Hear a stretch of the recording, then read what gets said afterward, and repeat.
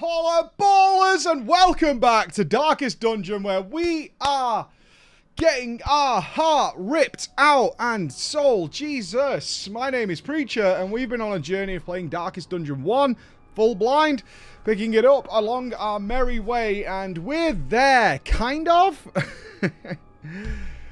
We're so close. We're cusping. I call it cusping. We're on the cusp of greatness. We are on the cusp of greatness, because we've been into the Darkest Dungeon. I see what's going on there. I have an idea of how to beat it. All good. But it killed our team, which means you need to rebuild. And this is what the end game of Darkest Dungeon is. And less do you care about your players. And I'm sorry to say this, because they're all named after viewers and you guys and things like that. And they all have custom faces that they've chosen. And they don't want to die because it's their custom character that's been made by our in-house artist and all that kind of stuff. But you're forced to treat life as a resource. And I know that if I wasn't... I know for a fact that if it wasn't for the case of, like, I have attachment to them too. I do. When they're named after, like, some of our best viewers and stuff who are super funny, that I would ditch them in a heartbeat. Because one of the main things that I've not dealt with in Darkest Dungeon, and I know for some of you who've played this game before, like, dude, you can't ignore this. But I have, is bad traits. Because if you get a character that has bad traits, like they gain massive amounts of stress if the torch is lit. Going into... let me put it this way. I had a character who needed to go and do an area on this play session that had so many bad traits that they had, I think, 75% increased stress. They were doomed before they go in, and I would ditch them in a heartbeat. Or what I would ordinarily do to get around this is probably go and do some lower missions for a couple of hours, like just grind up money, grind up resource, things like that, so I could just pay to have their... Because you can get rid of their bad traits, but they're extraordinarily expensive.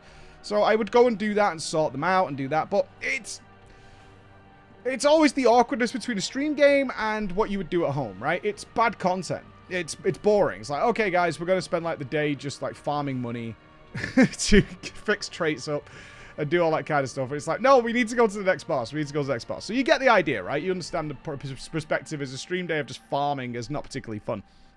And certainly because I'm playing World of Warcraft's Mr. Pandaria Remix at the same time, there's a lot of grinding in that as well. So my mission for the day was to start working through the bosses and getting them down. And we did really well. We've got like 5 left, maybe? 5 or 6 bosses remaining. And like 3 of them are killing the cannon over and over again. And I've started, because now obviously I understand the model is like, oh, you fight one boss and then you'll fight a harder version of that boss repeatedly. So the mechanics you learn against the basic boss are going to reappear. So if you figure out the strategy of killing that boss, you're going to be in good shape. So I like that a lot. Today's video should be entitled The Death of the Healers, the absolute sacrifice of the healers, because I have ended up in a situation, and I'll explain why shortly, where I have a lot of really high-level characters and no healers available. Besides one. Mel Sinnington has, like, held strong, has held the line, but this was a massacre. An absolute massacre. And one in particular was so cruel. Nobody. We haven't got a healer. How is this possible? And it just it's always a stark reminder of just how vicious and nasty this game could be. And one thing that's been great is a lot of you guys have jumped into playing and giving feedback. Like, hey, I played yesterday. And of like, I don't know what's going on, but I did my second mission and my party was just destroyed. Like, absolutely annihilated. Which can happen. And it reminded me today. So I was looking around, I'm like, I want to go to the Darkest Dungeon, but I've got no healers. So I kind of need to prepare for this. If I'm going into the Darkest Dungeon, I need people who can remove bleed naturally, because you can't take enough bandages to cope with the amount of bleed that's in the Darkest Dungeon. There's way too much bleed. It can't be done.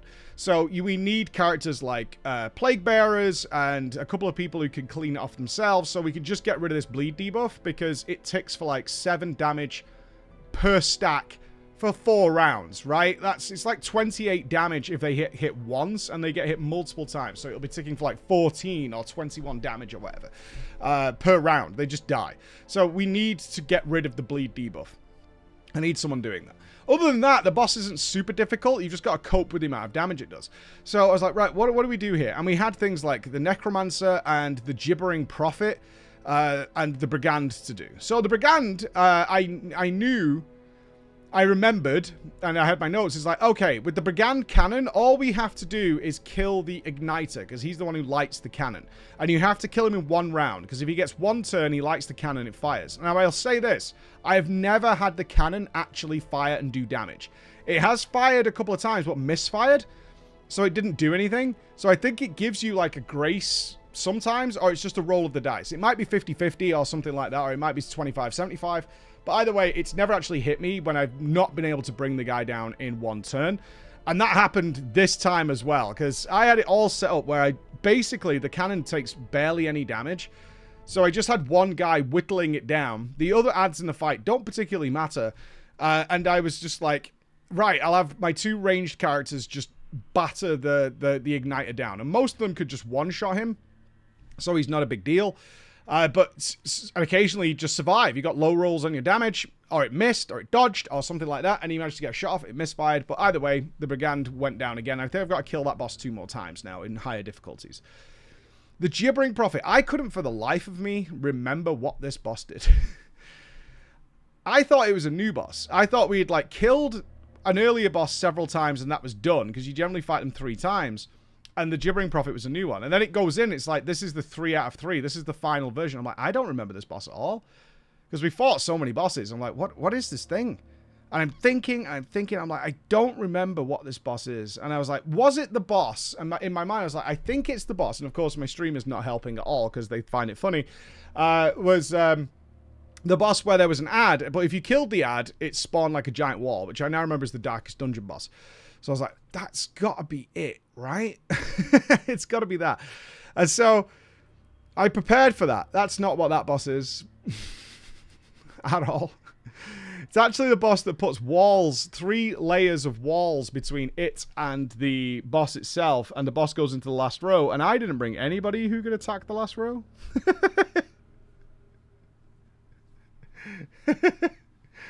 Just really bad. If like I bought a Hellion that could just do massive damage to the back row or something like that, then we would have been in good shape here, but I did not do that. I had a Leper who can only hit like the first couple of rows. You can hit them both, but in the final version of this boss, the walls have so much HP. I think the smallest wall has 113 and it just scales up from there. And all the while he's dropping rubble on you and you can't out-heal the damage. Like, without some sort of setup that is uber protection, which is what I could have brought, so the rubble barely did anything to me, which I did not do, you can't out-heal this damage, no matter what you do. And so I was working through it, but we were getting through the walls. Like, it was a slow progression. I was shuffling people and moving them around, and, like, I had my Leper put up protection so he could tank some of it. And I had a Crusader. I had the Crusader being more tanky, so he could maybe dodge it or something like that, but it didn't pay off. Everything hit. And I was slowly working my way through one by one until he was finally in range of my Leper, who was my big damage source, to get him on. And then my healer my last Vestal just got annihilated. It's just like if rubble fell, it was just death blow. I was like, God damn it. Shit. No, man!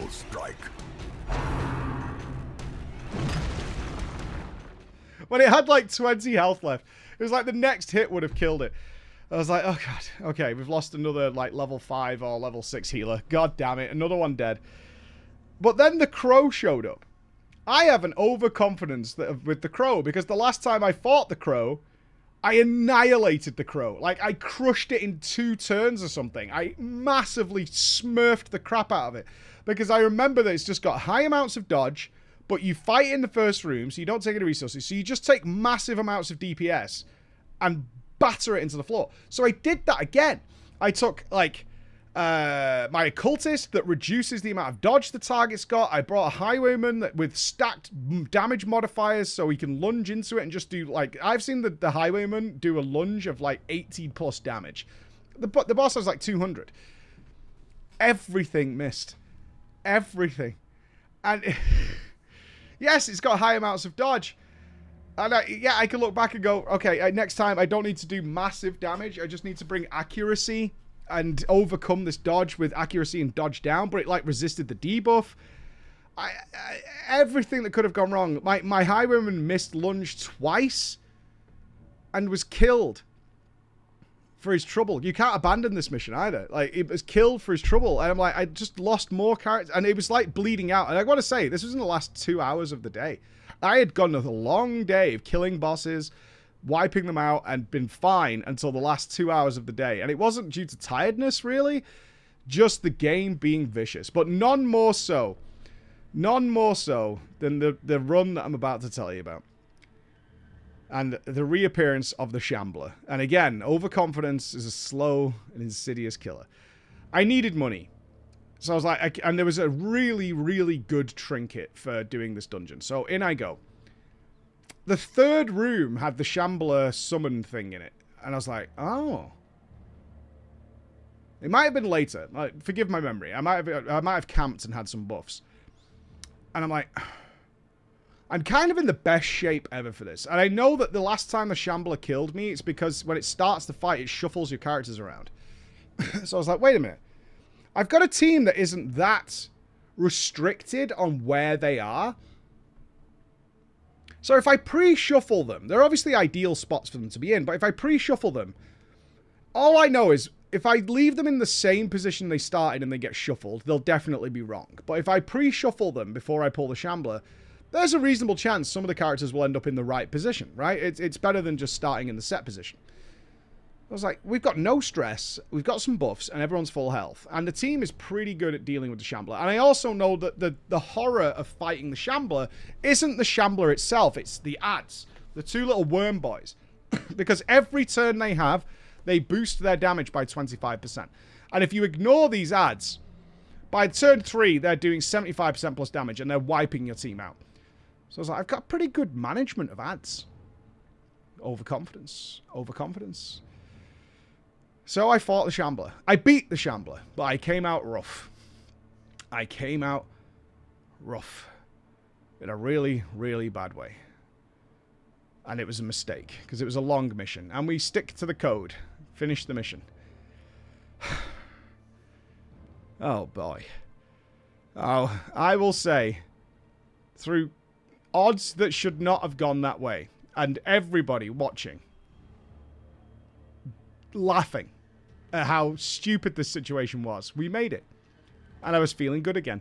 It's like, we made it. We shouldn't have made it, but we made it. We made it all the way through. So I'll do one more mission. In this mission, I fought just a trash pack of enemies. And one of the abilities the enemies have is Spear. Spear hits all 4 of the people in your team. Okay?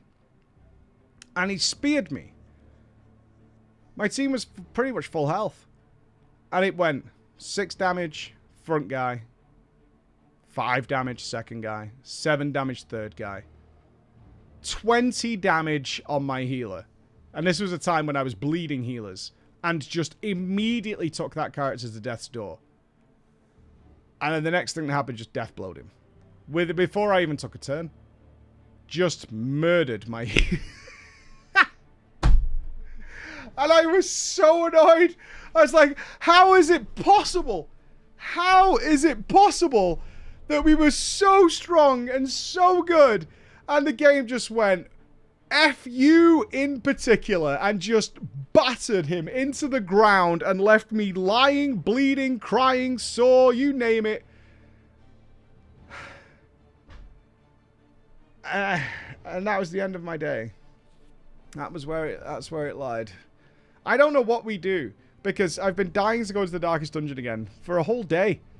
But you've got to be ready. You've got to have the people there. Otherwise, you're just sending them into a meat grinder. You're just murdering them. Pointlessly. Needlessly. Pointlessly murdering them. I have close to a team setup. We've only got like 5 or 6 bosses left. And I'm almost there. We don't do low levels anymore. I've got my antiquarians getting me money. But the amount of blood and guts and tally charts in the last 3 hours of this day was a stark reminder of just how nasty it is. But I've got to say, there's also that part of me, that Mythic Raider part of me, that's like, I'm going to beat you. I am going to beat you. Because I've got Frostpunk coming, and then you're all going to die. You're all going to die. Thank you so much for listening. Maybe next time we talk, we will have killed the Darkest Dungeon. Bye-bye.